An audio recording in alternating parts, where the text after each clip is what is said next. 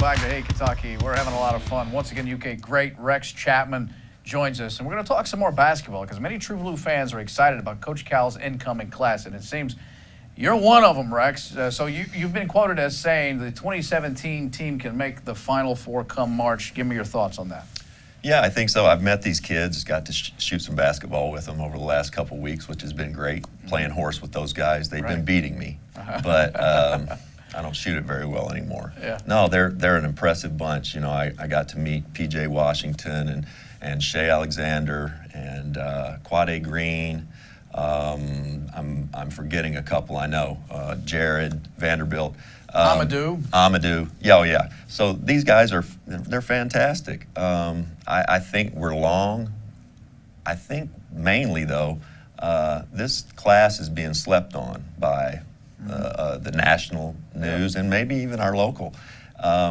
You know, we're used to having 3 lottery picks. I don't know if we have 3 lottery picks on this team, but I think this team has a chance to be better and go further in next year's tournament than this team did. Is there a deficit you think they need to work on? Is there something that maybe lacking? Not really. I think we have shooting. I think we're going to have length. I think we're going to have some shot blocking. I think we're going to get out and run. And we've got guys who really, the thing that's stood out about them to me is they seem very unselfish and they're great kids. And I don't think Cal gets enough credit for the kind of kids he brings in here. We don't bring in knuckleheads. They don't get in trouble. And, you know, that we should probably overstate that a little bit. Yeah, I mean, it's amazing what he's done with that. Now, I'm going to turn to the serious subject of struggles that you've talked about. You've written about them. There was an article in Sports Illustrated about that.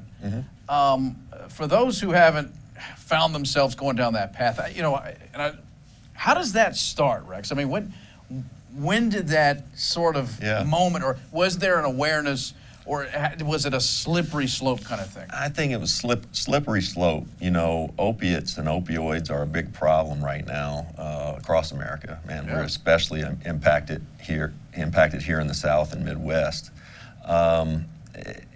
And yeah, it's a very slippery slope. Most of the time, doctors will give you a prescription for 30 days. Nobody needs more than 3 days of a prescription of whatever it is, whatever type of opiate that it is.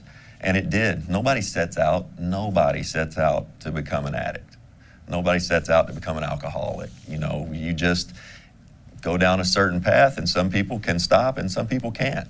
Yeah. I'm somebody who can't, not when it comes to opiates. Yeah. So about 15 years it took me to be able to get, I'm about 3 years without at this point.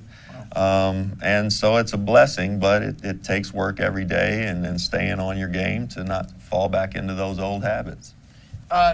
Speaking of what the drug epidemic, what we're talking about, this fall, the Central Kentucky Police Department is joining a national program called Operation Hope, where Georgetown police say they'll allow any person who voluntarily enters their department and requests help with an addiction to be screened for the program with no charges for a crime. Is that something you think is going to be successful? I think it's fantastic. Yeah. Because I spoke with the state chief of police just a couple weeks ago, and he was telling me about this. I'm really excited about it because so many times guys, people, women will get in trouble. They'll go down a path and feel themselves, you know, slipping, but they're afraid of what those repercussions might be legally. Yeah. And by this, if somebody goes in and says, hey, I want help, I need to go, the state, we've got to have a bed for them to go to. And that's another big issue. But I think this is a step in the right direction. Once we have those beds in place, then this is fantastic. Come in, say, look, I've not done anything wrong, and then, you know, not arrested and try to get some help. When you were at the apex of that addiction, I mean, was there a moment where you were self-aware, where you thought, I need help, I'm embarrassed by it, I don't want to ask for it, but did you feel slaved to it, where you just couldn't? Yeah, the drug definitely, there comes a point where you stop telling yourself when you need it, and the drug starts telling you when you need it. Yeah. And it controls everything. And so, yeah, was I aware that I was going down this road? Yeah, I think so. But, you know, when you're medicated like that and you're numbed like that, you just kind of go, I've always said it's kind of the, it'll be all right drug. Because that's sort of what you think. It'll be all right in an hour or in a day or whenever, and you continue to slide, so it's tough. All right. Well, one more thing before we go with this segment, because we want to end with some special recognition for Rex from his pro playing days. Oh, great. Yard Barker recently released their list of the 25 unsung heroes in the NBA playoff history, and Rex is one of those Look dudes. out. Look at that. The sports website recalled your one-footed three-pointer that sent the Suns in overtime against the Sonics back in Game 4 of the '97 NBA playoffs, which came only a few games after you poured in 42 points. How do your memories of the pros compare to playing for, say, Big Blue in college? Nothing's like playing here at Kentucky. Nothing. You know, and in fact, I see our guys going on right now, going into the NBA.